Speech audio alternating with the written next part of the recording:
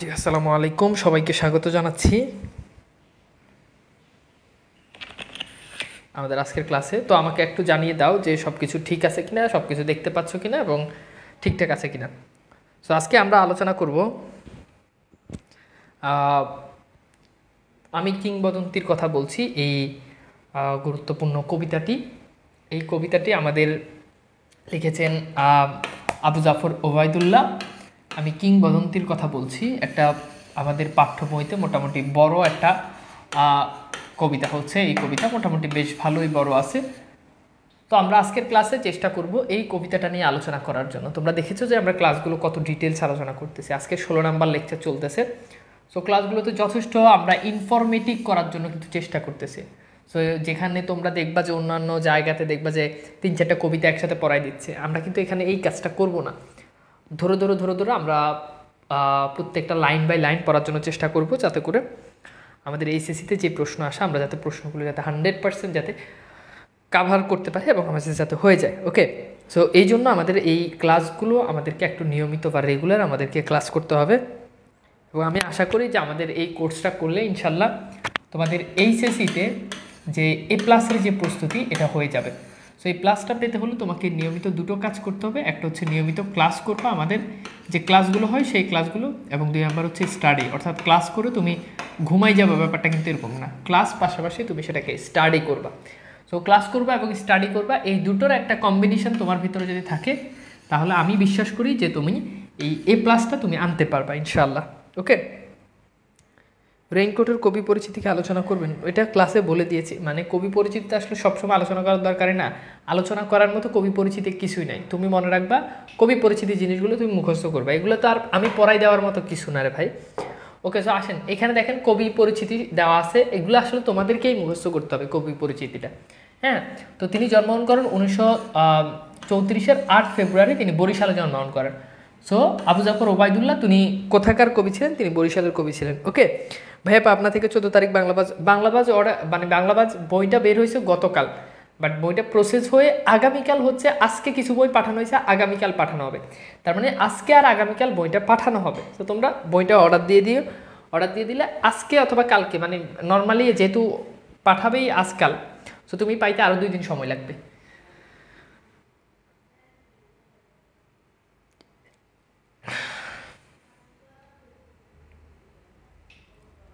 ওকে ভাইয়া, নির্মিত অংশ সাজেশন দেওয়া যায় কি? হ্যাঁ, দেওয়া হবে, সমস্যা নেই। আগে আমরা মেইন কন্টেন্টগুলো শেষ করি। ওকে, তিনি বাবুগঞ্জ উপজেলার বহেরচর ক্ষুদ্র কাঠি গ্রামে তিনি জন্মগ্রহণ করেন। তার পুরো নামটা পরীক্ষাতে প্রশ্ন আসবে, আবু জাফর মোহাম্মদ ওবায়দুল্লাহ খান। এরপর হচ্ছে তিনি BA এবং MA পাশ করেন ইংরেজি সাহিত্য থেকে। তাহলে বাংলা সাহিত্যের অনেক কবি কিন্তু এমন রয়েছে যারা ইংরেজি সাহিত্যে পড়াশোনা করেছে। এরপর দেখা আবু জাফর ওবায়দুল্লাহ বাংলাদেশ সরকারের কৃষি, এটা খুবই ইম্পর্টেন্ট, কৃষি ও পানি সম্পদ মন্ত্রী হিসাবে দায়িত্ব পালন করেছেন 1982 থেকে 1983। সো তিনি বাংলাদেশ সরকারের তখনকার 1982 থেকে 83-তে তিনি বাংলাদেশ সরকারের একজন মন্ত্রী ছিলেন। তাহলে একাধারে একজন মন্ত্রী এবং একজন কবি ছিলেন, সাহিত্যিক ছিলেন তিনি। এরপর তিনি যুক্তরাষ্ট্রের বাংলাদেশের রাষ্ট্রদূত হিসাবে দায়িত্ব পালন করেছেন 1884-তে। এটা কিন্তু এইচএসসিতে অনেকবার আসে যে যে আবু জাফর ওবায়দুল্লাহ তিনি কত সালে বা যুক্তরাষ্ট্রে কোন দেশের রাষ্ট্রদূত নিয়োজিত হয়েছিলেন? উত্তর হচ্ছে যুক্তরাষ্ট্র, আমেরিকাতে। আবু জাফর ওবায়দুল্লাহর কবিতায় বিশেষভাবে প্রতিফলিত হয়েছে ভাষা আন্দোলন এবং মুক্তিযোদ্ধা। তার সাহিত্যের ভিতরে কি হয়েছে? প্রতিফলিত হয়েছে। আমরা একটু দেখি লেখকের যে সাহিত্যকর্ম, তার ভিতরে রয়েছে লেখকের কাব্যগ্রন্থ। তো লেখকের কাব্যগ্রন্থের ভিতরে রয়েছে শতনারী হার, এরপর রয়েছে কখনো রং কখনো সুর, এরপর রয়েছে কমলের চোখ, এরপর রয়েছে আমি কিংবদন্তির কথা বলছি, এরপর হচ্ছে সহিষ্ণু প্রতীক্ষায়, বৃষ্টি ও সাহসী পুরুষের জন্য প্রার্থনা, আমার সময়, আমার সকল কথা, এরপর রয়েছে মসৃণ, কৃষ্ণ গোলাপ প্রবৃত্তি।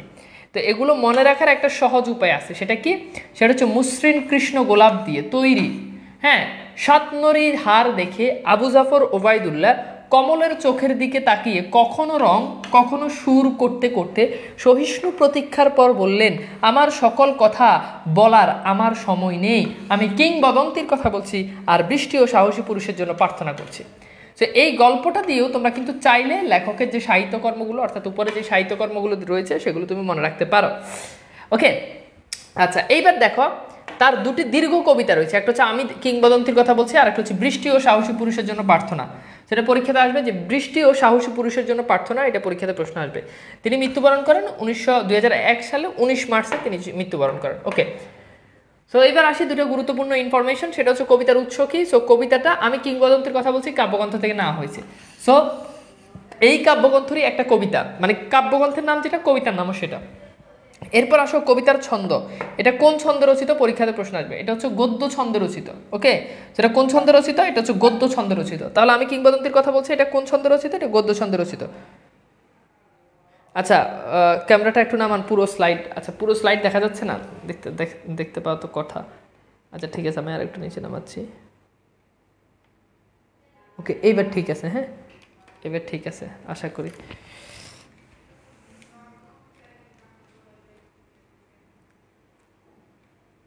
ওকে, সো এবার আশা করি ঠিক আছে। ওকে, সো মোটামুটি আমাদের এবার আসো আমরা একটু যেই বিষয়টা নিয়ে বুঝলাম, বা যে যতটুকু পর্যন্ত বুঝলাম, সেটা হচ্ছে কি, যে আমরা পড়লাম যে ছন্দ এবং উৎস সম্পর্কে জানলাম। ওকে, আচ্ছা এবার আসো আমরা একটু মূল ভাবটা পড়ি, মানে এই কবিতাটাতে আসলে লেখক কি বোঝাতে চেয়েছেন। আমি কিংবদন্তির কথা বলছি, কবিতা আবু জাফর ওবায়দুল্লাহ উচ্চারণ করেছেন ঐতিহ্য সচেতন শিকড় সন্ধানী মানুষের সর্বাঙ্গীন মুক্তির দীপ্ত ঘোষণা। খুবই ইম্পর্টেন্ট, তিনি বুঝাতে চেয়েছেন ঐতিহ্য সচেতন। ঐতিহ্য সচেতন বলতে রুটলেস না, বা যারা তাদের নিজেদের পূর্ব ঐতিহ্যকে মনে রাখে এরকম। শিকড় সন্ধানী, শিকড় সন্ধানী মানে হচ্ছে যারা তাদের একেবারে গোড়া মূল রুটটা তারা মনে রাখে, এরকম মানুষজন। যে আমার দাদা কেমন ছিল, বাপ কেমন ছিল, এরকম মানুষজন তাদের সর্বাঙ্গীন মুক্তির যে দীপ্ত ঘোষণা, তারা যে মুক্তি চেয়েছেন, তারা যে মুক্তির জন্য ঘোষণা করেছেন, এমন মানুষদেরকে তিনি উচ্চারণ করেছেন। এই কবিতার রচনার প্রেক্ষাপটে আছে বাঙালির সংস্কৃতির হাজার বছরের ইতিহাস। এই কবিতাটা পড়লে তোমরা দেখবা যে আমাদের পূর্বপুরুষরা তারা কৃষক ছিলেন, কেমন ছিলেন, সেই বিষয়গুলো এই কবিতাতে দেওয়া হয়েছে। এই জন্য বলছে যে আমাদের যে সংস্কৃতি, বাঙালি সংস্কৃতিটা আসলে কেমন ছিল, সেটা আমরা এই কবিতাতে দেখতে পাই। এই জাতির সংগ্রাম, বিজয় ও মানবিক উদ্ভাসনের অনিন্দ অনুষঙ্গগুলো কবি এই কবিতায় বারবার মানব মুক্তির আকাঙ্ক্ষা সোচ্চার হয়েছেন। কবিতার পূর্বপুরুষের সাহসী ও গৌরব উজ্জ্বল ইতিহাসের কথা উপস্থাপনের মধ্য দিয়ে নিজের বক্তব্যকে এগিয়ে নিয়েছেন। তাহলে এইখানে কবিতা কি দিয়েছেন, এইখানে কবিতা দিয়েছে কবি এখানে কি নিয়ে এসেছেন, যে তার পূর্বপুরুষ, আমাদের যে পূর্বপুরুষ যারা রয়েছে, যেমন হচ্ছে আমাদের পূর্বপুরুষরা তারা যুদ্ধ করেছে 52তে ভাষা আন্দোলনের জন্য, মুক্তিযুদ্ধের জন্য, এবং তাদের সেই সাহসী ঘটনাদি এবং তাদের গৌরব উজ্জ্বল ইতিহাসকে এখানে কবি প্রেজেন্ট করেছেন। কবির বর্ণিত এই ইতিহাস মাটির কাছাকাছি মানুষের ইতিহাস, এটা আহামরি খুব এলিট শ্রেণীর মানুষের ইতিহাস বর্ণনা করেছেন এরকম না, গ্রামের খেটে খাওয়া মানুষ, ঐতিহ্য সচেতন মানুষ। আসসালামু আলাইকুম, কে বলছেন?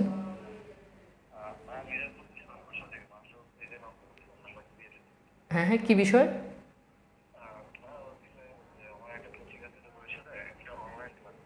আচ্ছা, একটু আমাকে এই নাম্বারে একটু হোয়াটসঅ্যাপে নক দেন, আমি ক্লাস শেষ করে আপনার সাথে যোগাযোগ করতেছি। আপনি কি বিষয়? জি ঠিক আছে, ওকে। তো কোথায় জানিয়েছিলাম আমরা? ওকে, এবার দেখো বাংলার ভূমিজীবী অনার্য কৃতদাসের লড়াই করে টিকে থাকার ইতিহাসকে তিনি এখানে কি করেছেন, প্রেজেন্ট করেছেন। সো আমাকে একটু বলো তো, এই কবিতার মূল ভাবটা কি তোমার কাছে কি স্পষ্ট? এই কবিতার মূল ভাব কি বোঝা যাচ্ছে? একদম বলছে ক্লিয়ার বোঝা যাচ্ছে না। আমি তো দেখতে পাচ্ছি ক্লিয়ার বোঝা যাচ্ছে, আমি বুঝলাম না ভাই। এই যে ক্লিয়ারই তো দেখা যাচ্ছে, মানে সব কিছু ক্লিয়ার আছে। কিছু কিছু মানুষের কি, মানে আমার নেটে তো প্রবলেম হওয়ার কথা না, মানে আমার তো সবই ঠিক আছে, আমি দেখতে পাচ্ছি যে ক্লিয়ার দেখা যাচ্ছে, বলছে ক্লিয়ার না। শিয়াব বলেছে ক্লিয়ার না, এই যে ক্লিয়ার তোমরা, মানে আমি তো দেখতেছি না যে কোনো প্রবলেম হচ্ছে, আটকাচ্ছে, সবই ক্লিয়ার। ওকে, তাসফিয়া বলেছে ক্লিয়ার। ওকে, সাকিব হাসান ক্লিয়ার। একটু রেসপন্স করতে হবে যে তোমরা আসলে ব্যাপারটা বুঝতে পারছো কিনা। ওকে, প্রতিভা বলেছে ক্লিয়ার, ভেরি গুড। সো আসো আমরা তাহলে একটু কবিতাতে চলে যাই। সো কবিতাতে আমরা যখন যাই তাহলে আমরা দেখতে পাবো যে এই হচ্ছে আমাদের কবিতা। ওকে, এটা হচ্ছে আমাদের কবিতা। ওকে ফাইন, এইবার আসো আমরা একটু কবিতাতে চলে যাই। সো কবিতাটা একটু ভালো করে খেয়াল করে দেখবা। কবিতাতে বলেছে কবি, আমি আমার পূর্বপুরুষের কথা বলছি। তাহলে কবি তার বক্তব্য শুরু করেছেন তার পূর্বপুরুষ। পূর্বপুরুষ বলতে আমাদের দাদা, দাদার বাপ, মানে এখানে বুঝিয়েছেন যে আমাদের পূর্বের প্রজন্মের পুরুষ মানুষ যারা ছিলেন তাদেরকে বলেছেন। তার কলতরে পলিমাটির সৌরভ ছিল। তার করতল মানে হচ্ছে হাতের মুঠি। কবির পূর্বপুরুষের হাতের কিসের সৌরভ ছিল? সৌরভ মানে হচ্ছে গ্রান। সৌরভ মানে কি? সৌরভ মানে হচ্ছে গ্রান। কিসের গ্রান ছিল? সেটা হচ্ছে পলিমাটির পলিমাটি। কেমন মাটি? পলিমাটি। তার মানে কবির পূর্বপুরুষরা কৃষক ছিলেন। এখান থেকে আমরা বুঝতে পারি কবির পূর্বপুরুষ কি ছিলেন? কৃষক ছিলেন। কি ছিলেন বলতো? কৃষক ছিলেন। এরপর দেখো তার পিঠে রক্ত জবার মতো ক্ষত ছিল। মানে রক্ত জবার মতো ক্ষত ছিল বলতে কি, এখানে বুঝিয়েছে যে রক্ত জবা লাল বলে পিঠের ক্ষতের সঙ্গে তুলনা করেছেন। অর্থাৎ সারাটা দিন যখন রোদে পুড়ে চাষাবাদ করতেন তখন তাদের পিঠটা দেখতো যে এরকম রক্ত জবার মতো লাল হয়ে গেছে। দেখবো অনেকক্ষণ যদি রোদে থাকো দেখবে যে শরীর অনেকটা লাল হয়ে যায়। তিনি অতিক্রান্ত পাহাড়ের কথা বলতেন। কবির পূর্বপুরুষ এমন একটা পাহাড়ের কথা বলতেন যে পাহাড়টা অতিক্রম করা যায় না, অর্থাৎ এমন একটা পাহাড় যেটা অতিক্রম করা যেটা সম্ভব না, এরকম একটা পাহাড়ের কথা বলতেন। তাহলে মানে যেটা অসম্ভব, এখানে অতিক্রান্ত পাহাড় বলতে বুঝিয়েছেন বাধা বিপত্তি। ধরো এটা একটা পাহাড়, এই পাহাড়টা তুমি খুব ইজিলি পার হইতে পারবা, কিন্তু খুব দূরে একটা বিশাল বড় পাহাড়, এটা অতিক্রম করতে তুমি পারবা না বা মানুষের পক্ষে এটা সম্ভব না, এটাকে বলা হয় অতিক্রান্ত। তো কি কবি অতিক্রান্ত পাহাড়ের কথা বলতেন, মানে খুবই কঠিন বাধা বিপত্তি এরকম। অরণ্য ও সাপতের কথা বলতেন, মানে তিনি অরণ্য বলতে তিনি হিংস্র বা মাংসাশী প্রাণী যেগুলো ছিল সেগুলোর কথা বলতেন। হিংস্র মাংসাশী প্রাণী এগুলোর কথা তিনি বলতেন। এরপর বলেছে যে সাপদের কথা বলতেন। সাপদ বলতে বুঝে যে সাপদ বলতে এখানে বুঝে হিংস্র প্রাণী, মানে অরণ্য মানে হচ্ছে বন। অরণ্য মানে কি? বন। আমি মনে হয় ভুল বলছি, দুঃখিত। অরণ্য মানে বন, আর সাপদ মানে হচ্ছে কি? হিংস্র প্রাণী। তো কবির পূর্বপুরুষ বলতেন সেই বনের কথা বলতেন এবং সেই বনে যে হিংস্র জীবজন্তু রয়েছে তাদের কথা বলতেন। পতিত জমি আবাদের কথা বলতেন, অর্থাৎ এমন জমি, একটা জমি পড়ে আছে সেখানে কোনো চাষবাস হচ্ছে না, এরকম জমিটা আবাদ করার জন্য, সেখানে চাষাবাদ করার জন্য কবি সেটা বলতেন।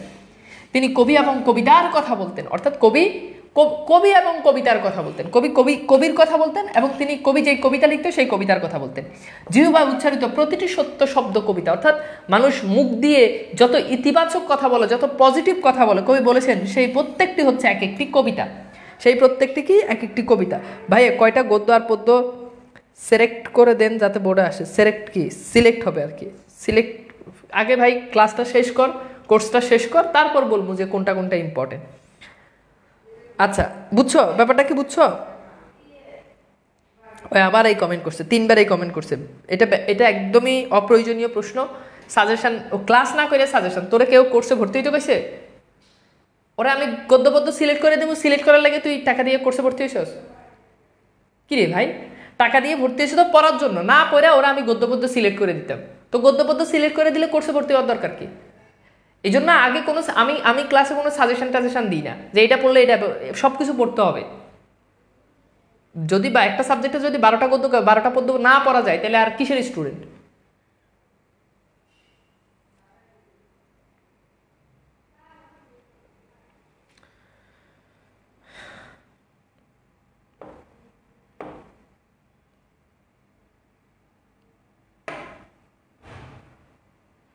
শনিবারে অর্ডার করছি রাজশাহী থেকে, কালকের মধ্যে আসবে না, দেরি হবে। এইটার আলোচনা ক্লাসের শুরুতেই দিয়ে দিয়েছি যে বই কবে পাবা, নতুন করে দেওয়ার কিছু নাই। ওকে, সেই প্রশ্নটা উত্তর করো।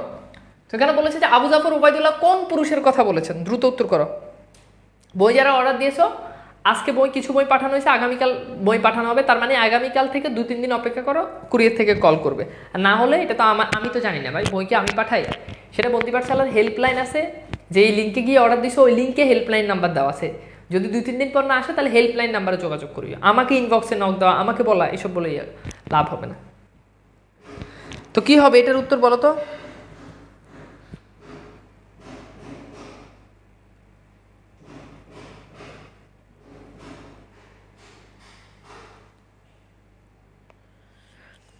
একটা মেগা এক্সাম নেন, টপারদের পুরস্কার দেওয়ার ব্যবস্থা রাখি। অনলাইনে কোনো টপার টুপার নির্বাচন করা যায় না। অনলাইনে কোনো টপার নাই, কোনো কিছু নেই, খুদে এগুলো ভংসং জিনিস। এইসব টপার নির্ণয় করা এগুলো অফলাইনে সম্ভব হয়। আমার কাছে সবাই টপার, আমার কাছে সবাই ভালো স্টুডেন্ট। সো আমি তাকেই প্রায়োরিটি দেবো যে ভালো পড়ে, সে না পারুক বাট সে অনেক পড়ে, চেষ্টা করে। সো আমি এসব কাজ করি না। ওকে, সো এটার উত্তর কী হবে? উত্তর হচ্ছে পূর্বপুরুষ। উত্তর কী হবে? পূর্বপুরুষ। সবাই একটু উত্তর করো। ওকে, এরপর আসে এই প্রশ্নটা একটু সলভ করা, যে কবি আবু জাফর ওবায়দুল্লাহ কোন পুরুষের কথা, আমাদের পূর্বপুরুষের করতলে কোন মাটির সৌরভ ছিল? আমাদের পূর্বপুরুষের করতলে মানে হাতে কোন মাটির সৌরভ ছিল? কি হবে? বেলে মাটি, দোআঁশ মাটি, পলি মাটি, এঁটেল মাটি, কি হবে?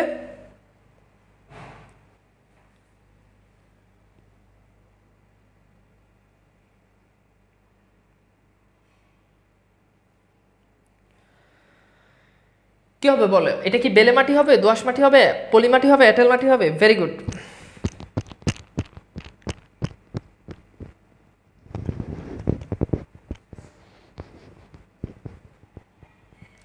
তো এটা কি হবে, তার করতলে পলি মাটির সৌরভ ছিল, তার মানে তোর কি হবে, সি হবে, পলি মাটির সৌরভ ছিল। Very good. এই প্রশ্নটা সলভ করা। আমাদের পূর্বপুরুষের পিঠে কিসের মতো ক্ষত ছিল? কৃষ্ণচূড়ার মতো ক্ষত ছিল, শিমুলের মতো ক্ষত ছিল, রক্ত জবার মতো ক্ষত ছিল, জবার মতো ক্ষত ছিল। সেখানে সঠিক উত্তর কি হবে বলো তো?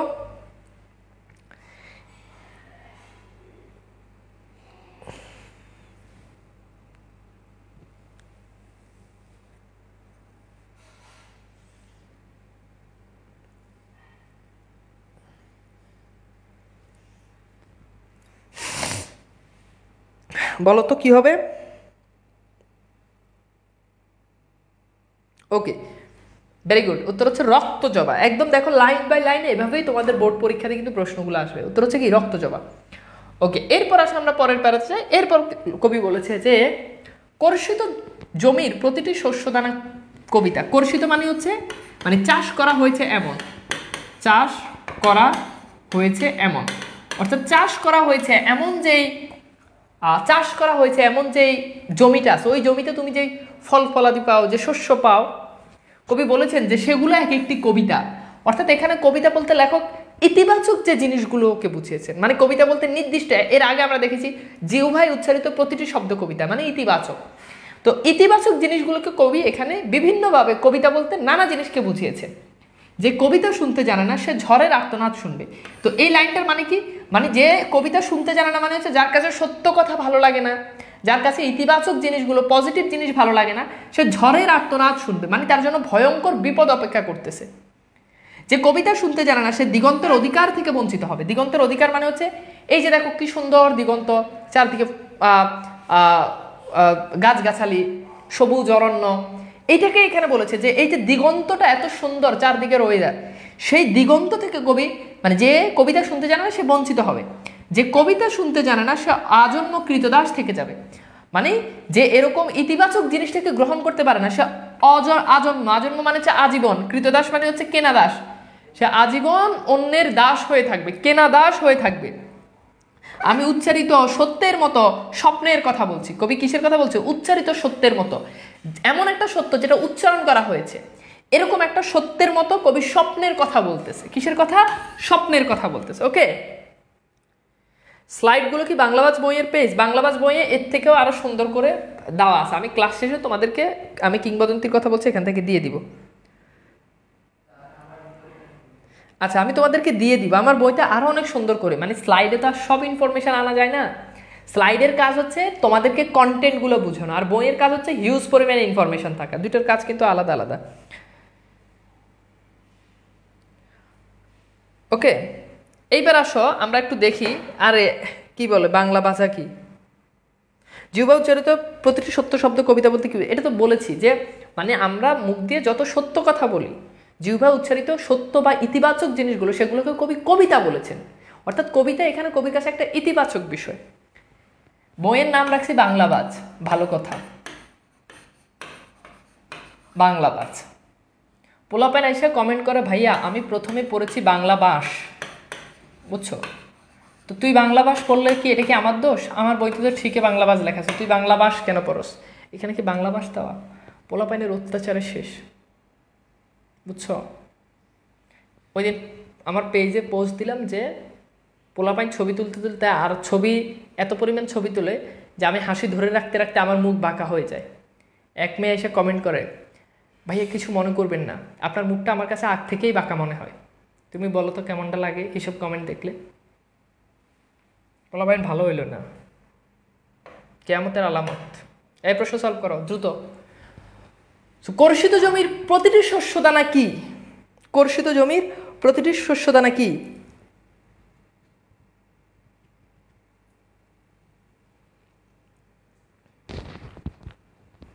বলো, কর্ষিত জমির প্রতিটি শস্যদানা কি? বলো।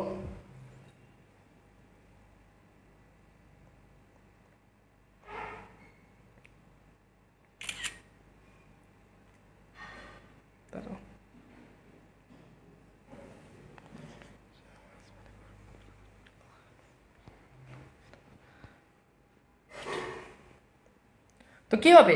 উত্তর অবশ্যই কবিতা হবে। এই প্রশ্নটা সলভ করো, যে কবিতা শুনতে জানে না কে সে কি শুনবে?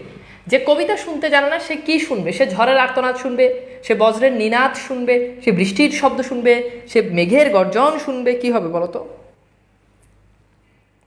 যে কবিতা শুনতে জানে না সে কি শুনবে?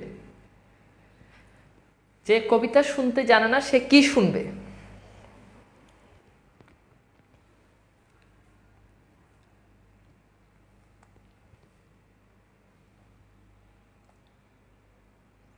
যে কবিতা শুনতে জানে না সে কি শুনবে বলো তো?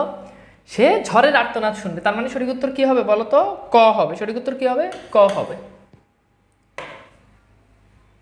বুঝছো? কত ভালোবেসে তোমাদেরকে পড়াই, সুন্দর করে কতগুলো প্রশ্ন ক্লাসে সলভ করি। যতটুকু পড়াই ততটুকু থেকে প্রশ্ন সলভ করে দেখাই, যতটুকু পড়াই ততটুকু থেকে প্রশ্ন সলভ করে দেখাই।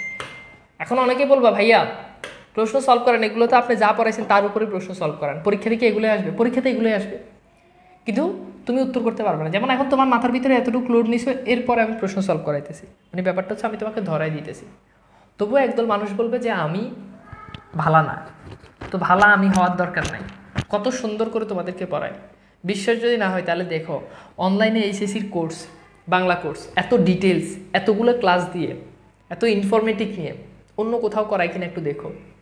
বাংলা, শুধু বাংলা কোর্স, আমাদের এখানে বাংলা কোর্সে কতগুলো ক্লাস হবে তুমি দেখো, 30, 35, 40টার মতো ক্লাস হয়ে যাবে। অলরেডি দেখতেছো আজকে কিন্তু 16তম ক্লাস চলতেছে।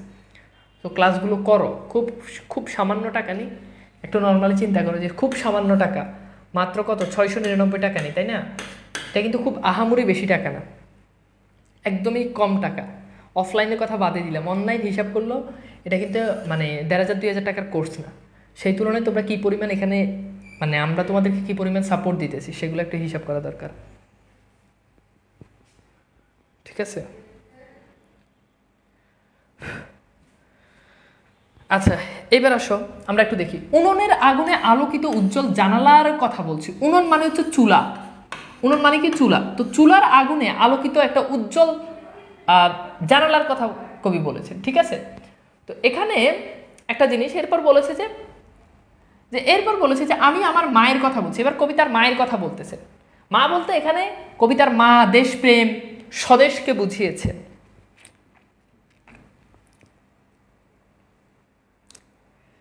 বুঝছো? দেখছো এক ছেলে, তুমি কি অ্যাকাউন্টিংয়ে পড়ো বাবা? রাফি, সে হিসাব করেছে বেশি না, 2000 × 699, প্রায় 13 লাখ। কি তোমাকে ট্যাক্স দিতে হবে 13 লাখ? দেখছো পোলাপাই, তোমরা যে কোথা থেকে এগুলো আসো আমি না বুঝি না। তোর দরকার আছে 13 লাখ টাকা একটা বসে বসে হিসাব করা? এটাই করে। আমি কোনো কোর্সের যদি ছবি দিই যে আমার কোর্সে এত পোলাপাইন হয়েছে, তো পোলাপাইন এসে হিসাব করে কি যে আমার এক কোর্সে পোলাপাইন এসে 2000, তাহলে 500 × 2000। এবার আসে হিসাব মিলে এত টাকা। আল্লাহ ভাইয়া আপনি এত টাকা রাখেন কই? ওই যে ওর মতো হিসাব মিলাইতেছে, মানে ও এমনভাবে কইতেছে যে ভাই 13 লাখ টাকা তো ইনকাম করছেন, টাকা পয়সা নাই হুদে, আমি খুব অভাবী মানুষ, বুঝছো? খুবই অভাবী, হতদরিদ্র, খুবই অভাবী মানুষ আসলে, টাকা পয়সা খুবই নাই, বুঝছো? এখন তো বিয়ে করতে হইলেও অনেক টাকা লাগে, কাবিনে তো লাগবে বেটা 15 লাখ টাকা, হিসাব আছে 15 কইটা, এখন তো বিয়ের কাবিনের টাকায় উঠে নেয়। এই জন্য তোমরা বন্ধুবান্ধবী যারা আছে তাদেরকে ভর্তি করাও, আরও 2 লাখ টাকা হোক, দেখি কিছু একটা করা যায় কিনা, তোমাদেরকে দাওয়াত টাওয়াত খাওয়ানো যায় কিনা, দেখি কি করা যায়। আর 2 লাখ টাকা লাগে। তো যাই হোক, আসো, বাংলা বইতে রাইটিং প্যাড আছে না? রাইটিং প্যাড নাই। আচ্ছা, তো আসো আমরা একটু দেখি। উনুনের আগুনে, এটা তো বুঝাইছি। এই তোমরা খালি ডিস্টার্ব করো বেয়াদব ছেলেপেলেরা। পড়াই দিছে একটা সিরিয়াস জিনিস পড়াই দিছে, এর ভিতরে এসে টাকা পয়সার হিসাব মিলে দিছে আমারে। টাকা পয়সার সাথে তো সম্পর্কিত এখন মেয়েরা, মেয়ের সাথে সম্পর্কিত বিয়ে, তো আমি টাকা থেকে চলে গেছে বিয়ে। তো পরে এটা কাইটটা কইব, দেখো পড়াইতেছি কিংবদন্তি, লেখা কিংবদন্তি, পড়াইতেছি বিয়ে, পোলাবেন্ডে বিয়ের গল্প শুনাইতেছি। কিন্তু আসলে জিনিসটা তো একটার সাথে আর একটা, তোমরা যে আমাকে নিয়ে যাচ্ছ সেটা তো মানুষজন জানে না। তো আসো আমরা একটু পড়ি। এরপর বলেছে তিনি বলতেন প্রবাহমান নদীর কথা। এই লাইনটা দিয়ে বলবে যে তিনি বলতে কে বুঝিয়েছেন, অর্থাৎ কবির মা কি বলেছেন? প্রবাহমান নদীর কথা। যে সাঁতার জানে না তাকে ভাসিয়ে রাখে, যে সাঁতার জানে না প্রবাহমান নদী তাকেই করে ভাসিয়ে রাখে, তাকে সেফটি দেয়, সেটাই বলেছে। অর্থাৎ মানুষের জীবনের গতি থাকলে সমাজের গতিমান এবং চিরস্থায়ী হয়। যে কবিতা শুনতে জানে না সে নদীতে ভাসতে পারে না। এখন যে কবিতা শুনতে জানে না সে নদীতে ভাসতে পারে না, এটা মানে কি বুঝিয়েছে? এটার মানে বুঝিয়েছে যে আত্মশক্তি অর্জন করতে পারে না, বা সেটা পারে না। মানে যে এখানে নদীতে ভাষা বলতে কি বুঝিয়েছেন? যে নদীতে তো মানুষ ভেসে থাকতে পারে না, মানে সে জীবন সংগ্রামে সে নিজের উপর ডিপেন্ড হতে পারে না, এটাই বলেছে।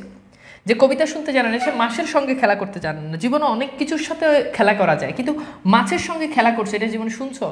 তুমি চাইলে অনেকের মানে মানুষের টু মানুষ খেলতে পারো, কারো ক্রিকেট খেলতে পারো, কিন্তু মাছের সঙ্গে খেলা করা কিন্তু যায় না। এখানে কবি আসলে রূপকভাবে বুঝিয়েছেন যে মাছের সঙ্গে খেলা করা, যে ছোট্ট একটি প্রাণী তার সাথে মিশে যাওয়া, তার সাথে খেলা করা, সে যে একটা আনন্দ, কাল্পনিক একটা চিত্র, এটা উপভোগ্য করতে পারে না যে কবিতা শুনতে জানে না। ওকে, এরপর আসলে আমরা একটু প্রশ্ন সলভে যাই। প্রশ্নে বলা হচ্ছে যে কবির মতে কে নদীতে ভাসতে পারে না? কবির মতে কে নদীতে ভাসতে পারে না? যে সাঁতার জানে না, যে কবিতা শুনতে জানে না, যে গান শুনে না, যে ভালোবাসতে জানে না, কি হবে?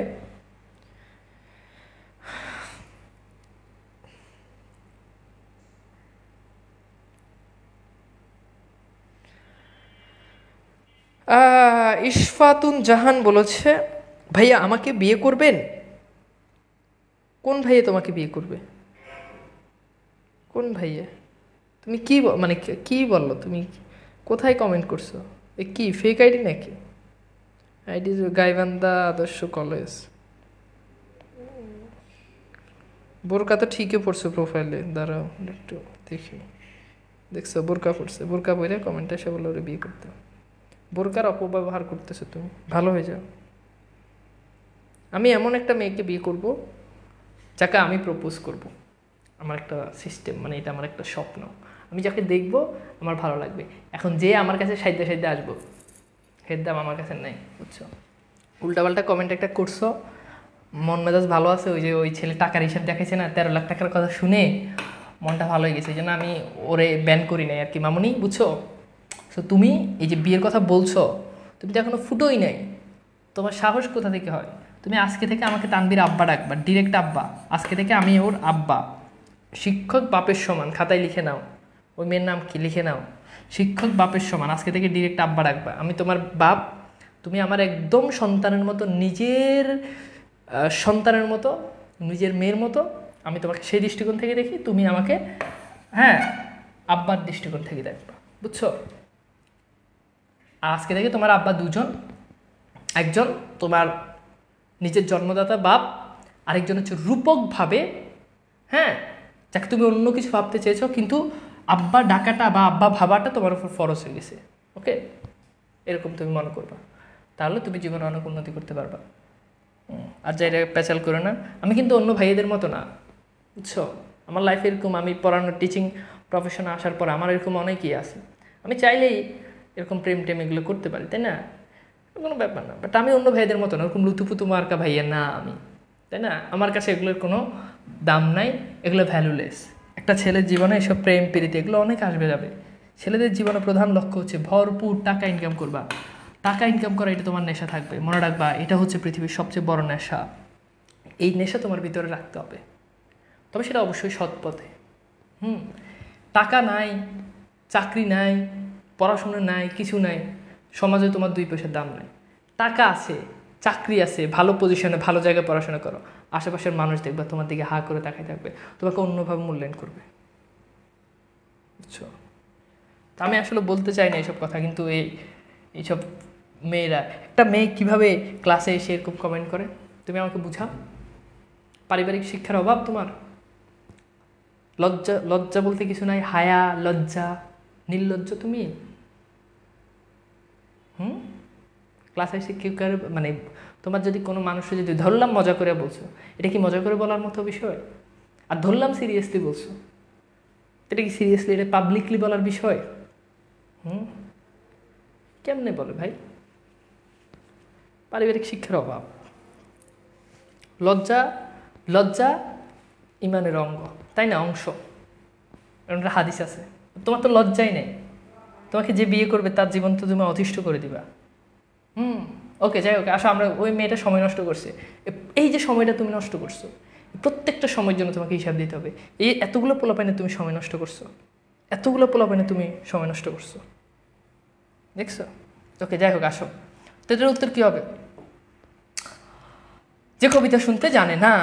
ওকে, আচ্ছা, এরপর আসো আমরা একটু দেখি এরপর কি বলছে। যে কবিতা শুনতে জানে না সে মায়ের কোলে শুয়ে গল্প শুনতে পারে না। মানে যে কবিতা শুনতে জানে না, এখানে মায়ের কোলে শুয়ে গল্প শোনার মধ্যে আমাদের সেই শৈশবকে স্মরণ করে দিচ্ছে। আমাদের প্রত্যেকের শৈশব খুব সুন্দর ছিল। আমরা একটা সময় ছোটবেলায় মায়ের কোলে শুয়ে মা আমাদের গল্প বলতো। এক দেশে এক রাজা ছিল, এক বনে এক বাঘ ছিল। এই যে গল্প শোনার যে আনন্দ, এটা বড় হয়ে তুমি খুব উপলব্ধি করো না, খুব মিস করো। এই সৌন্দর্যটা, এই অনুভূতিটা সে জীবনে অর্জন করতে পারে না বা তার জীবনে আসে না।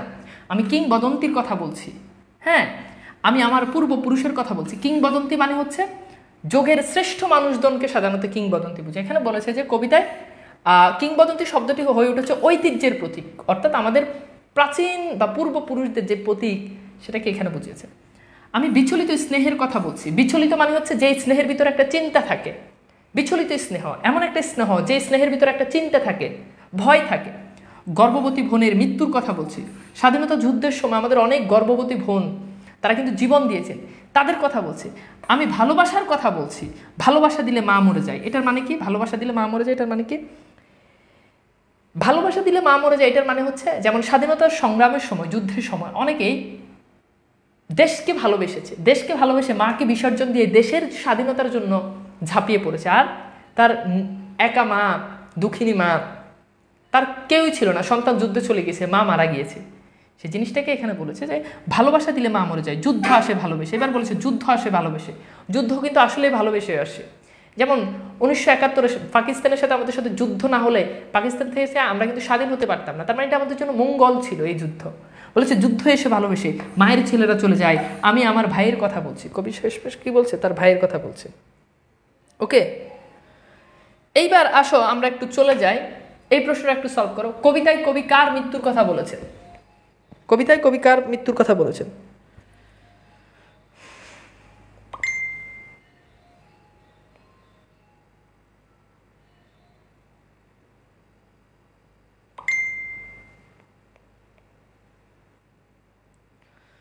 বলো।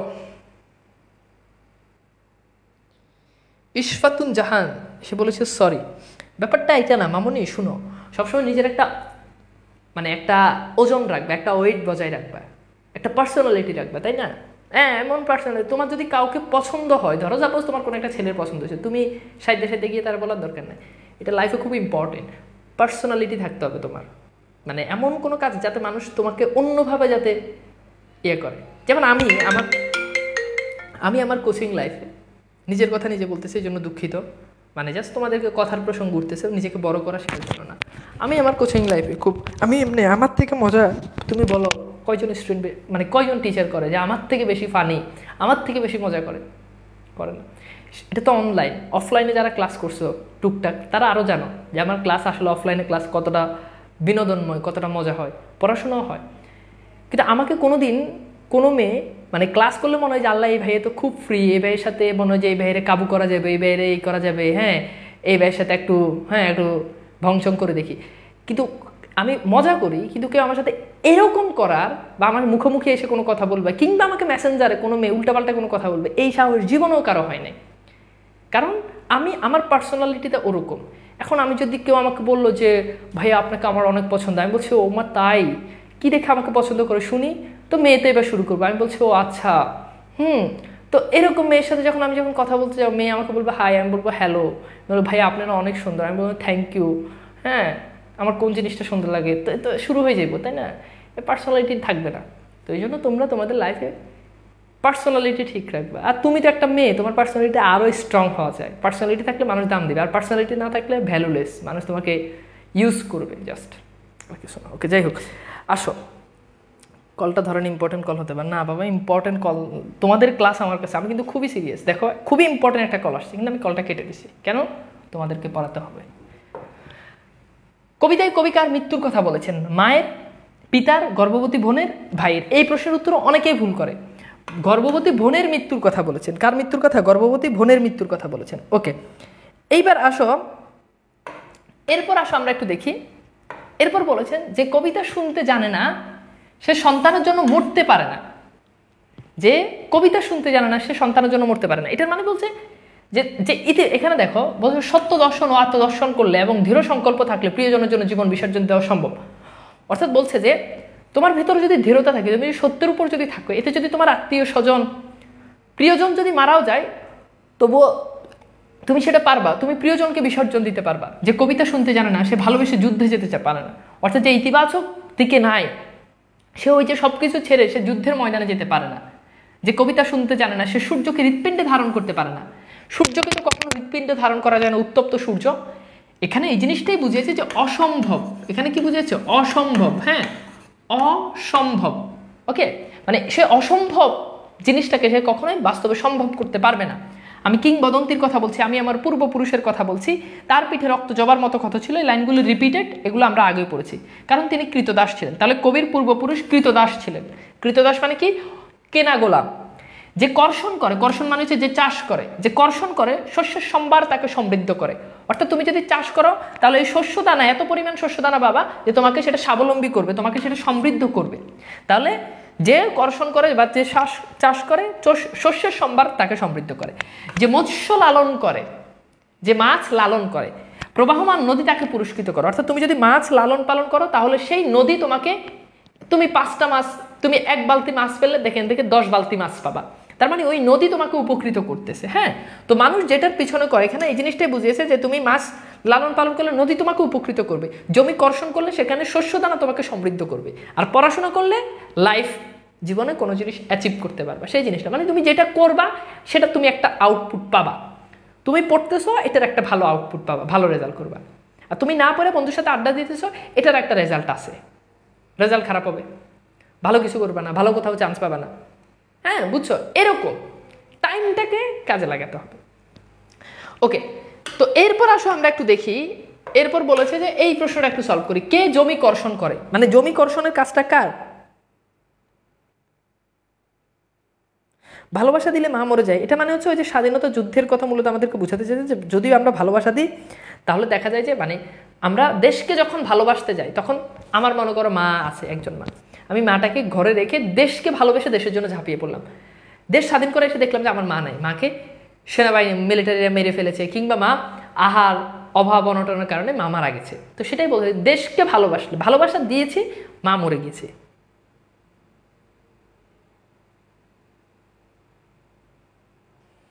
ওকে, আচ্ছা, তো এইবার আসো এটা কি হবে বলো তো? তাহলে দেখো চাষ করার কাজটা কারা করে? চাষ করার কাজটা কে করে? অবশ্যই কি করে? চাষি করে। Very good. আর জেলের কাজটা হচ্ছে মাছ ধরা। ওকে, এরপর আসো যে গাভীর পরিচর্যা করে। গাভী মানে কি বুঝেছো? গরু। তো যে গরুর পরিচর্যা করে, জননীর আশীর্বাদ তাকে দীর্ঘায়ু করে। এখানে জননী বলতে বুঝেছে যে গরুকে অনেকে জননী মা বলে, তো সেই গরুই তোমাকে কি করবে? দীর্ঘায়ু করবে। যে লৌহখণ্ডকে প্রজ্বলিত করে, এখানে লৌহখণ্ড মানে বুঝিয়েছে অস্ত্র, মানে তরবারি। হ্যাঁ, ইস্পাতের তরবারি তাকে সশস্ত্র করবে। অর্থাৎ তোমার কাছে একটা ছুরি আছে, তুমি যুদ্ধ করবা, তুমি যদি এই যুদ্ধের আগে যদি এই অস্ত্রটাকে তুমি যদি শানিত করো, লৌহখণ্ডকে প্রজ্বলিত মানে কি? দেখবা যে মানে আগুন দিয়ে দেখবে যে জ্বালিয়ে ফেলে, জ্বালিয়ে ওটাকে শানিত করে। সেটা যদি করো তাহলে সেই তরবারি তোমাকে যুদ্ধের ময়দানে প্রোটেক্ট করবে। সেটাই বলছি যে ইস্পাতের তরবারি তোমাকে সশস্ত্র করবে। দীর্ঘদেহ পুত্রগণ, এখানে দীর্ঘদেহ পুত্রগণ বলতে বুঝিয়েছে, এখানে ভাবার্থটা এরকম দেখা যায় যে অলস ছেলেপেলেরা, মানে বাংলার অলস ছেলেপেলেরা বা বাংলা মায়ের বলিষ্ঠ সন্তানেরা, এরকম। আমি তোমাদের বলছি, আমি মায়ের কথা বলছি, বোনের মৃত্যুর কথা বলছি, ভাইয়ের যুদ্ধের কথা বলছি, আমি ভালোবাসার কথা বলছি, আমি কবি এবং কবিতার কথা বলছি। এগুলো রিপিটেড লাইন। কবি যেই যে জিনিসগুলোর কথা বলেছে এগুলো কবি একসাথ করে দিয়েছে। তো এই প্রশ্নটা সলভ করে, ইস্পাতের তরবারি কাকে সশস্ত্র করবে? ইস্পাতের তরবারি কাকে সশস্ত্র করবে? ভাইয়া এটা কি ইজি? এগুলো ভাই এটা তো ইজি, এগুলো কি এক্সামে আসবে? অবশ্যই ভাই, এগুলো বোর্ড কোশ্চেন, এগুলো সবই বোর্ড কোশ্চেন। যেগুলো সলভ করা আছে কোনো না কোনো বোর্ডে আসছে, এগুলো সবই বোর্ড কোশ্চেন।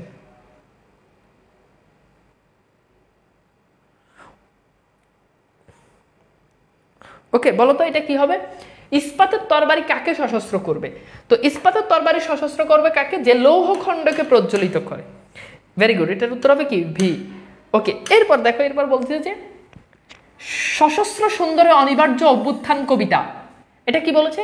মানে সশস্ত্র সুন্দর অনিবার্য অভ্যুত্থান কবিতা। কবিতা বলতে কবি যে সত্য অবশ্যম্ভাবী, অবশ্যম্ভাবী মানে যেটা হবেই, যেটা আসবেই। সুন্দরে প্রতিষ্ঠান নামিক কবিতা, অর্থাৎ সত্য যেটা এবং যেই সত্যটা যেটা প্রতিষ্ঠা হবে, এবং এই সুন্দর জিনিসটাকে কবি বলেছেন সেটা হচ্ছে কবিতা। সুপুরুষ ভালোবাসার সুকণ্ঠ কবিতা, অর্থাৎ কবিতা হচ্ছে সুপুরুষ, কাপুরুষ না, সুপুরুষ সেই ভালোবাসার তার যে সুকণ্ঠ সঙ্গীত, তার যে মধুর গান, সে গানটাকে বলেছে সেটাই কবিতা। জিহ্বায় উচ্চারিত প্রতিটি মুক্ত শব্দ কবিতা। মুক্তভাবে আজ আমাদের ভাষাটা আমরা নির্বিঘ্নে কথা বলতে পারতেছি। আমাদের ভাষার উপর কেউ কোনো নিষেধাজ্ঞা জারি করেনি। যেমনভাবে আমরা পাকিস্তান থাকতে সেটা উর্দু আর বাংলা নিয়ে ছিল, তো বলেছে যে আমরা আমাদের মুখ দিয়ে মুক্তভাবে যা কিছু উচ্চারণ করি সেটাই কবি বলেছে কবিতা। রক্ত জবার মতো প্রতিরোধের উচ্চারণ কবিতা, অর্থাৎ কবিতায় প্রতিবাদ মুক্তির কথা থাকে। রক্তাক্ত প্রতিরোধী হলো স্বাধীনতা ও মুক্তি অর্জনের পূর্ব শর্ত। এরপর বলেছে আমরা কি তার মতো কবিতার কথা বলতে পারবো? অর্থাৎ কার মতো, এখানে তার মতো বলতে কার মতো? তার পূর্বপুরুষের মতো, কবির পূর্বপুরুষের মতো বা আমাদের পূর্বপুরুষের মতো। আমরা কি তার মতো স্বাধীনতার কথা বলতে পারবো? আমরা কি কবির পূর্বপুরুষদের মতো আমরা কি সেই স্বাধীনতার কথাটাকে আমরা কি বলতে পারবো? কবি সেই জিনিসটা বুঝিয়েছে। তো এই প্রশ্নটা সলভ করো। কবিতায় কার অনিবার্য অভ্যুত্থান? কার অনিবার্য? সশস্ত্র সুন্দরের, শাস্ত্রহীন সুন্দরের, সশস্ত্র সুন্দরের? কি হবে বলো তো?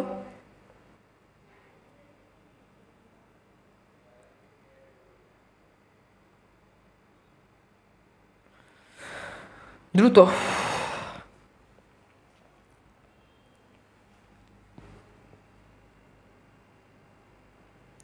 সো বলো এটা কি হবে? Very good. এটা হচ্ছে কি, এই প্রশ্নের উত্তরে অনেকে ভুল করে। সো এখানে একদম যদি কারেক্ট আনসার সেটা হচ্ছে কি সশস্ত্র সুন্দর অনিবার্য অভ্যুত্থান কবিতা। সো এইটার মতো তোমাকে যেই কাজটা করতে হবে সেটা হচ্ছে কি, সেটা হচ্ছে তোমাকে কবিতার লাইনগুলো তোমাদেরকে একটু মনে রাখতে হবে। কবিতার লাইনগুলো কি করতে হবে? একটু মনে রাখতে হবে। তো এইখানে আমরা একটা কবিতাটা শেষ, আমরা একটু কবিতাটা সামারি করে দিচ্ছি। যে কবিতা শুনতে জানে না সে শুনবে, সে কি শুনবে? সে ঝড়ের আর্তনাদ শুনবে। যে কবিতা শুনতে জানে না সে বঞ্চিত হবে কোথা থেকে? দিগন্তের অধিকার থেকে। যে কবিতা শুনতে জানে না সে থেকে যাবে কি? অজন্ম কৃতদাস। সে থেকে যাবে কি? আজন্ম কৃতদাস। ভাসতে পারে না, সে ভাসতে পারে না কোথায়? নদীতে। সে খেলা করতে পারে না কার সাথে? মাছের সঙ্গে। সে গল্প শুনতে পারে না কোথায়? মায়ের কোলে শুয়ে। সে মরতে পারে না সন্তানের জন্য। সে যেতে পারে না কোথায়? যুদ্ধে। সে ধরে রাখতে পারে না কি? সূর্যকে হৃৎপিণ্ডে। তার মানে দেখো তো এখানে আমরা পুরো কবিতাটার একটা খুব সুন্দর সামারি করে দিয়েছি। অর্থাৎ যে কবিতা শুনতে জানে না তার কি কি হবে? সে কি শুনবে? সে বঞ্চিত হবে কোথা থেকে? সে কোথায় থেকে যাবে? সে ভাসতে পারে না কোথা থেকে? এই জিনিসটা এখানে খুব সুন্দর করে দেওয়া আছে। ওকে স্যার, এটা তোমরা যখন পিডিএফ পেয়ে যাবে তখন তোমরা এখান থেকে একটু পড়ে নিও। That's it. এইবার আমরা একটু দেখি এই কবিতাতে ফুল রয়েছে একটা, সেটা হচ্ছে রক্ত জবা, একটা ফুল। আর ধাতু রয়েছে দুইটা, একটা হচ্ছে লোহা আর একটা হচ্ছে ইস্পাত। আর এই কবিতাতে গ্রহ রয়েছে একটা, গ্রহের কথা রয়েছে সেটা হচ্ছে সূর্য। এই ইনফরমেশনগুলো আমাদেরকে একটু মনে রাখতে হবে, কারণ আমাদের এমসিকিউতে প্রায় সময় এগুলো চলে আসে। ভাইয়া নব্য লেখক দিগণের প্রতিনিবেদন এটার প্লেলিস্ট আছে ভাইয়া? আসলে কুইজ টেস্ট হবে তো? না, এটা আসলে আমাদের ক্লাসগুলো তো কোনো টিউবে নাই, পেইড বেসিস। এই ক্লাসটা এখনো হয় নাই, পাওয়ার কোনো উপায় নেই। আচ্ছা, তো এখানে বেশ কিছু অনুধাবনমূলক প্রশ্ন দেওয়া আছে, অর্থাৎ তোমরা নিজেরা সলভ করার জন্য এই অনুধাবনমূলক প্রশ্নগুলো তোমরা একটু নিজেরা ভালো করে সলভ করবা। ওকে, তো তোমরা এগুলো নিজেরা ভালো করে যখন সলভ করবা তখন দেখবা যে আসলে মানে কি এই প্রশ্নগুলো, এখানে অনেকগুলো প্রশ্ন আমি দিয়েছি, প্রায় 30টার মতো। যেমন তুমি দেখো, আমি তোমাকে কয়েকটা একটু দেখাই। যেমন দেখো, এই প্রশ্নগুলো তোমরা গাইড বই থেকে একটু সলভ করবা। পূর্বপুরুষের পিঠে রক্ত জবার মতো ক্ষত ছিল কেন? এটা ব্যাখ্যা করতে হবে। কবি কেন সূর্যকে হৃৎপিণ্ডে ধরে রাখতে বলেছেন? ব্যাখ্যা করো। যে কবিতা শুনতে জানে না সে কেন ঝড়ের আর্তনাদ শুনবে? ব্যাখ্যা করো। সশস্ত্র সুন্দর অনিবার্য অভ্যুত্থান কবিতা, ব্যাখ্যা করো। এরপর দেখো, আমি কিংবদন্তির কথা বলছি, হ্যাঁ, বলতে কবি কি বুঝিয়েছেন? তো এরকম এখানে অনেকগুলো, আমি প্রায় 30টার মতো অনুধাবনমূলক প্রশ্ন দিয়েছি। এই 30টা যদি পড়ো তাহলে দেখবা যে তোমার মোটামুটি সৃজনশীল আর তোমার লাগবেই না, মানে এগুলো থেকেই তুমি সৃজনশীলটা বানাই লিখতে পারবা।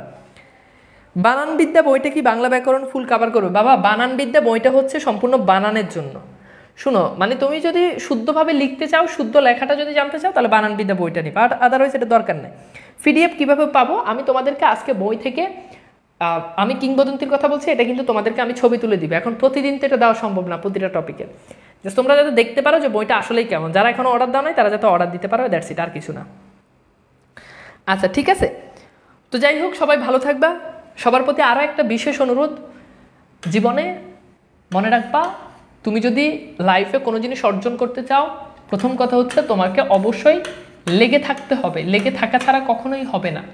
দ্বিতীয়ত, সার্বক্ষণিক তোমাকে খেয়াল রাখতে হবে তোমার ভবিষ্যৎ বা তোমার ফিউচারটা আসলে কীরকম হবে, তুমি তোমাকে আজ থেকে 10 বছর পরে, আজ থেকে 5 বছর পরে তুমি তোমার নিজেকে কোন পজিশনে দেখতে চাও, এটা ডিপেন্ড করে।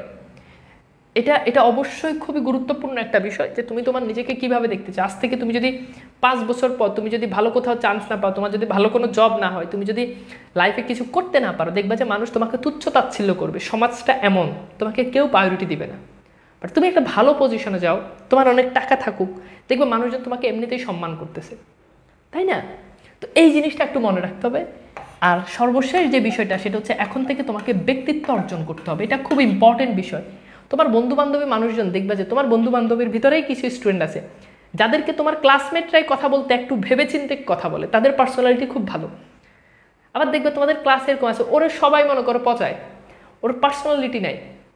সো এরকম তোমার পার্সোনালিটি এরকম হতে হবে যাতে তোমার বন্ধু বান্ধবীও যাতে তোমার সাথে কথা বলতে হিসাব করে কথা বলে, উল্টাপাল্টা কথা বলার যাতে সাহস না পায়, সেই পার্সোনালিটি তোমাকে রাখতে হবে। তুমি তোমার বন্ধু বান্ধবীর সাথে অবশ্যই ফ্রি, কিন্তু তার মানে এই না যে সে তোমাকে যেমন তেমন ভাবে কথা বলবে, তার মানে তোমার ব্যক্তিত্ব নেই। ব্যক্তিত্বটা এখন থেকে অর্জন করো। ব্যক্তিত্ব খুব গুরুত্বপূর্ণ একটা বিষয়।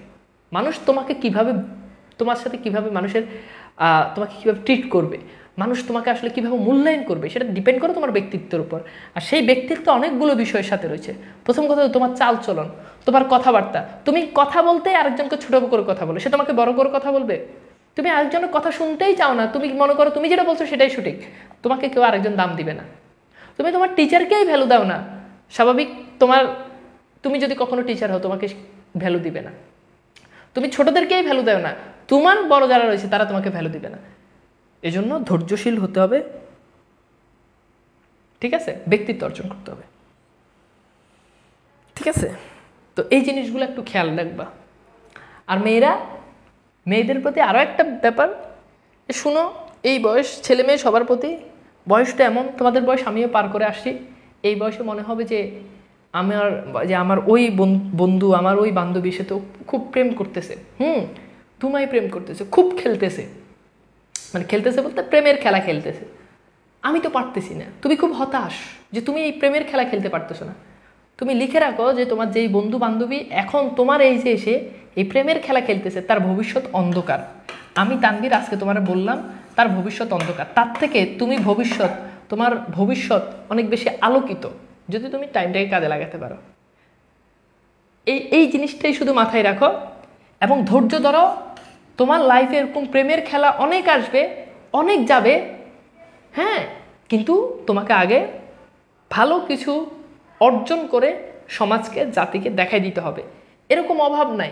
তোমার কাছে যেই ছেলেটাকে মনে হচ্ছে এই ছেলেটাই মনে হয় যে আমার চোখে সবচেয়ে সুন্দর, টু বি অনেস্ট এই ছেলের থেকে অনেক সুন্দর ছেলে পৃথিবীতে আছে। এই ছেলের থেকে অনেক সুন্দর ছেলে তোমার পাশের কলেজে, তোমার গ্রামে, তোমার পাশের বাসাতে, তোমার জেলাতে, তোমার দেশে আছে। যেই মেয়েটাকে তুমি দেখে খুব আশ্চর্য হয়ে যে মেয়েটা এত সুন্দর, এর সাথে যদি প্রেম করতে পারতাম, টু বি অনেস্ট এর থেকে অনেক অনেক অনেক সুন্দর মেয়ে তোমার আশেপাশেই আছে। তার মানে কাউকে দেখে এরকমটা ভাবা যাবে না যে ওই মনে হয় সবচেয়ে সুন্দর, ওই আমার জন্য সবচেয়ে পারফেক্ট। এর থেকে অনেক পারফেক্ট মানুষ তোমার জন্য হয়তো আছে। সেটার জন্য কি করতে হবে? ধৈর্য ধরতে হবে, ঠিক আছে? জীবন এখনো তো তোমাদের মাত্র শুরু। তোমরা তো এখন এই বয়সে ওই যে তোমাদের আবেগ কাজ করে, বিবেক কাজ করে না। একটা মেয়ে বলছে না যে তখন আমার আবেগ কাজ করছে, বিবেক কাজ করে নাই। তো এখন এমন কিছু কইরো না যাতে একটা সার্টেন লাইফে একটা সময় চলে গেলে মনে হয় যে ইন্টারমিডিয়েট লাইফে বা ওই টাইমে আমার আসলে আবেগ কাজ করছে, বিবেক কাজ করে নাই, ঠিক আছে? এরকম যাতে মনে না হয়। তো এই জন্য এগুলো যথেষ্ট পরিমাণে স্কিপ করতে হবে। একবার কেউ যদি প্রেমে জড়াই যাও, তাহলে দেখবা জীবনটা তেজপাতা বানাই ছেড়ে দিবে। সেটা হোক ছেলে, সেটা হোক মেয়ে। তোমার টাইম কিভাবে যে নষ্ট হয় তুমি চিন্তাও করতে পারবে না। যদি আমার কথা বিশ্বাস না হয় তাহলে তোমার যে বন্ধু বান্ধবী যে প্রেম করতেছে তার থেকে একটু খোঁজ নিয়ে দেখো, দেখবে যে ব্যাপারটা আসলে এরকম, তাই না? তো এই জন্য এগুলোতে এখন মানে ওই যে বয়স কম, বিবেকের প্রায়োরিটি দিতে হবে, আবেগের প্রায়োরিটি না। ওকে, তো যাই হোক, ভালো থাকবে। আজকের ক্লাসটা কেমন লাগছে একটু জানিয়ে দাও। আজকে আমরা জাস্ট একটা কবিতা নিয়ে আলোচনা করছি। ওকে, তো পরের ক্লাস আবার দেখার আমন্ত্রণ রইল এবং তোমাদেরকে যথারীতি রুটিনটা দিয়ে দেওয়া হচ্ছে এবং এইটার উপর কিন্তু আগামীকাল ক্লাস হবে। তো ভালো থাকবা, ঠিক আছে? ওকে, আল্লাহ হাফেজ, ভালো থাকবা।